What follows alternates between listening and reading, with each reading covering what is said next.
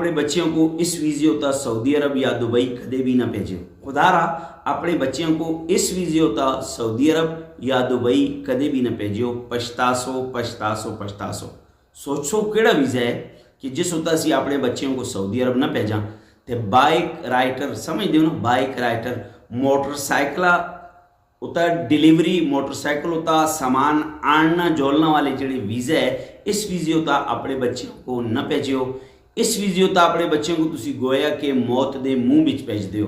इस वीज़े उता भेजना गोया कि तुसी अपने बच्चों को मौत के मुँह विच भेज दो। इस वीज़े उता बाइक राइटर की वीज़े उता यानी मोटरसाइकिल उता तलब करना यानी डिलीवरी करना, डिलीवरी का सामान एक जगह तो दूसरी जगह तक खड़ना, इस वीडियो तक कभी भी ना भेजियो।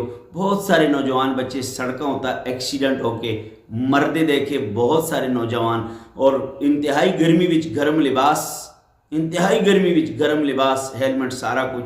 तो इस वीडियो तक अगर मशवरा मनते हो तो इस वीडियो तक अपने बच्चों को ना भेजो। अस्सलाम वालेकुम।